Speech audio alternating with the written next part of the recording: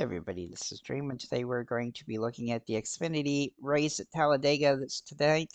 It's the AG Pro 300. This race does feature a pretty decent selection. We have the starting lineups now, so that's going to give us some upside here. Now, these Talladega races, they are all kind of just Hail Mary throws. And this one is in that range as well. But we do have some guys we do like here.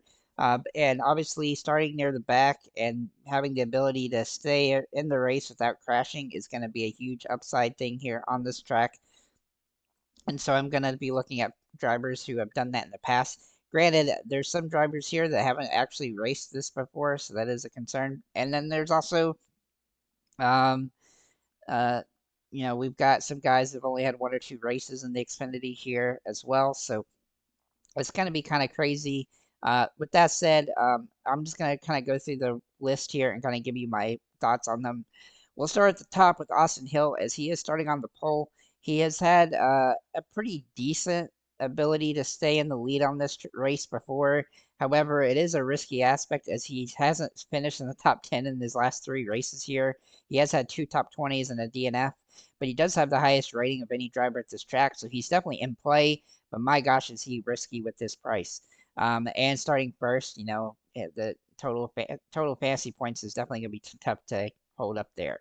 The next three drivers, Allmendinger, Allgaier, and Creed, all three of these guys have some potential today. They all have one or two DNFs in the last 3 to 4 races, but they all start in the 10 to 16 range, and that does give them some potential to maneuver up. They all have had top fives here. Allmendinger has had 3 top 5s in the past 4 races. Meanwhile, Allgaier has had two, and Creed has had one in the last three. I think that Allmendinger is my favorite play of these guys, and he definitely has some potential to get the win as he's done that before. I don't expect him to lead a lot of laps though, as he hasn't led very many laps in his history here. But with the 3 top 5s, he's one of the highest rated drivers on this track, and he's definitely worth a look. Though he's definitely a risky play, being super expensive and still starting up pretty high. I do think he's a viable option though, and he has some nice upside in this one. As for Allgaier, I don't think he's a terrible option, but he's kind of a boomer bust play because he's only had two top 20s in the last 5 races, so he's probably going to be pretty risky. Same with Creed. Doesn't have as much upside as Allmendinger does, and he's a little bit riskier, similar to Allgaier is. Looking at the next set of guys, and Smith, Custer, Herbst, and Jesse Love. All 4 of these guys actually were adding Truex here as well. All of these guys start in the top 10. The only guy that really has a lot of upside here is going to be Cole Custer, as he has had one race here in the recent times, and he has had a top 5 here. The other option would be Riley Herbst, but he's only had one top 5 in the last 5 races here, and so he's definitely a riskier play. So if I had to rank these 5, I would go Herbst, Custer, then I would look at Jesse Love, Brian Truex, and then Chandler Smith. Chandler Smith has managed to crash out both the races that he's had here over the last couple of years, so he's definitely avoidable here. Looking at the next set of drivers with Sam Mayer, Parker Kligerman, and Taylor Gray. I do like Sam Mayer being his price point, though he has had 3 DNFs in the past 4 races here, so he's actually pretty avoidable. Parker Kligerman starts third, and that does limit his upside here some. But if he can stick around at the front, then that's definitely viable. I don't expect him to do that. I expect him to kind of drop back and try to hang in the back. He has had 2 top 10s in the past 2 races, though, so he's definitely capable, and he's a pretty good driver here, so I don't think he'll crash out, but he's going to have to kind of stay hidden to do that, keep that avoiding. Taylor Gray has not actually raced here before in the series, so he is risky here. Now, he does have potential, but I do think he likely crashes out in this race, so I don't really like him a lot. Then we're going to get into our next options here below that with Smith, Jones, Van Gisbergen, Sieg, and Retzlaff. Now, all of these guys really are pretty risky, though I do like Brandon Jones because of his starting position. If he can hang in the back, then he definitely can get back into the top 20 for the finish, and I think that's a very doable thing for him today. So he's definitely somebody I like in that middle pack there. Brandon Sammy Smith has not had but one race here in the last few years, and he actually DNF'd in it, so I don't think he's a great option today. Van Gisbergen is also interesting. He's been okay so far this season. He also did okay to start the year at Daytona, so I think he's going to have some potential today. But his starting position is 15th, and I think that's probably his ceiling. Sieg is a very interesting play, as in the last 5 races, he's had 4 top 20s. He's starting outside the top 20, so that definitely gives him some ability here to stick around at the back and try to get in there at the late. I do think he finishes at least where he starts, so that's definitely a bonus here, but he's definitely risky, just as risky as anybody, in this type of race. Redsliff is also interesting, as in his one race here, he had a top 10. I think he's capable of that.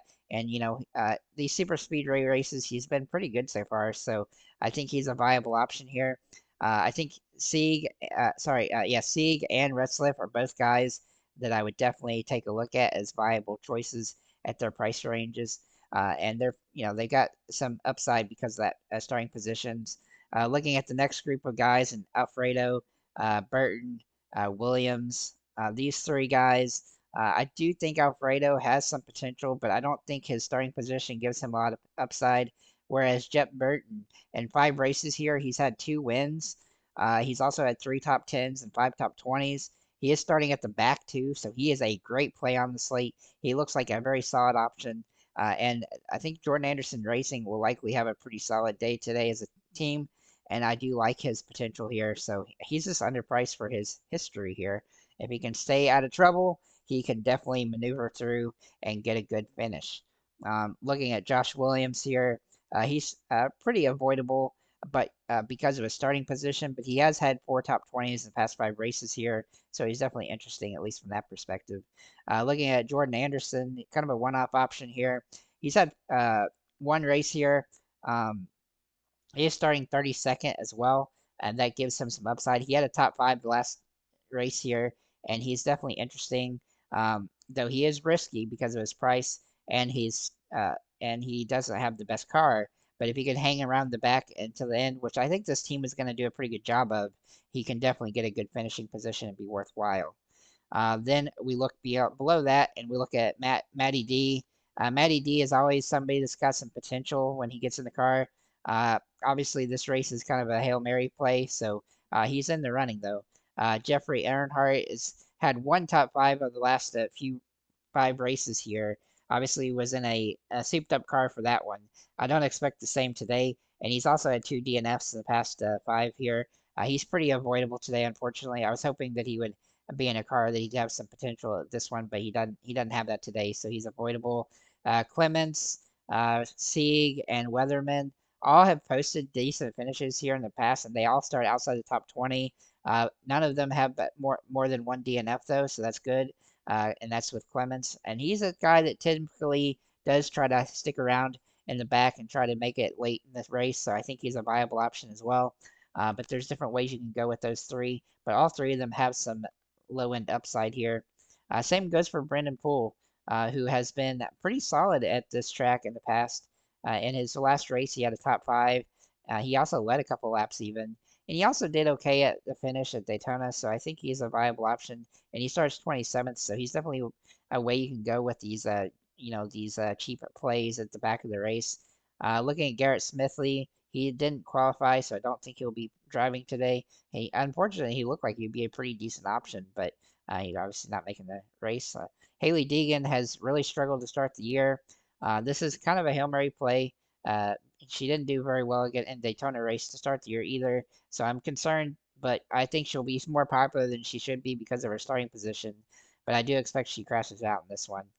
Perkins, Massey, Starr, uh, Baccarella, Ellis, Gase, and Balicki. All these guys have raced here in the past. All of them have DNFs, except for Joey Gase, who has 3 top 20s in the last 5 races.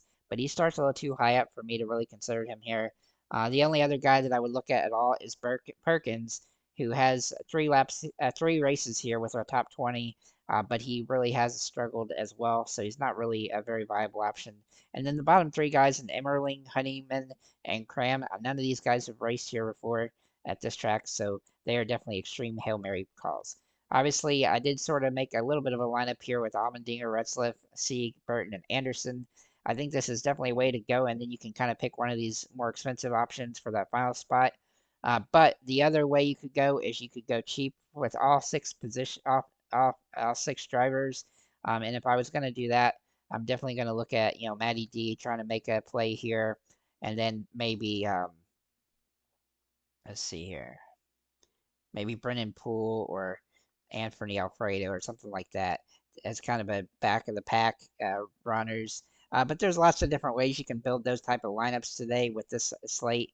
And so, and it's definitely something, it is a strategy to go cheap and just use guys that can just survive to the end, which is what this basically looks like. So it's definitely a play, but it's definitely high risk on this one. So obviously, this is kind of a round robin race. Hopefully, we can get some good lineups here. Make your comment below who you think is going to win this race. And have a nice day, guys. I will be doing the Cup race later once the qualifying is done. So just let you know that. And have a nice day, guys.